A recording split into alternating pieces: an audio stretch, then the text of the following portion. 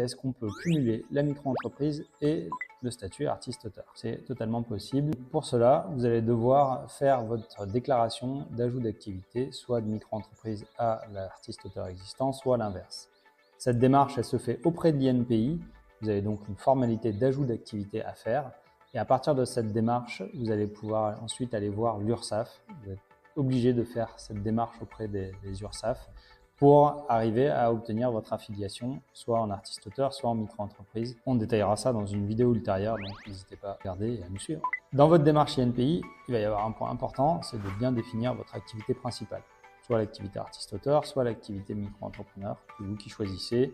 Ça n'a pas d'impact énorme sur vos déclarations derrière, mais c'est bien de définir l'activité principale qui est celle qui génère le plus de chiffre d'affaires.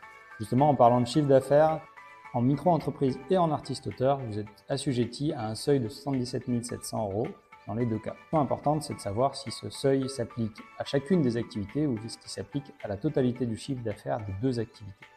On a vu les deux, donc le mieux, ça va être d'être prudent et de se dire « je surveille le seuil de 77 700 pour l'ensemble de mon chiffre d'affaires et quand j'approche ce chiffre d'affaires-là, sachant que je peux le dépasser 2 années d'affilée, je vais m'en rapprocher de l'URSSAF, artiste-auteur et auto-entrepreneur et leur demander si je peux voir ce seuil-là pour chacune des activités ou si c'est bien l'ensemble du chiffre d'affaires qu'il faut prendre en compte. En tout cas, c'est important d'avoir des traces pour ne pas avoir de soucis si vous dépassez ce seuil-là. L'autre point, c'est les seuils de TVA. En micro-entreprise et en artiste-auteur, on a un seuil de TVA à surveiller. Par défaut, vous n'y êtes pas à la TVA, mais si vous dépassez ce seuil de TVA, vous devenez redevable de la TVA. Les seuils cette année, en micro-entreprise, ils sont à 39 100 €, c'est le seuil majoré, et le seuil majoré en artiste-auteur, il est à 55 000 €. La question, c'est comment on applique ça, vu qu'il y a deux seuils différents. En micro-entreprise, surveillez uniquement le chiffre d'affaires de la micro-entreprise.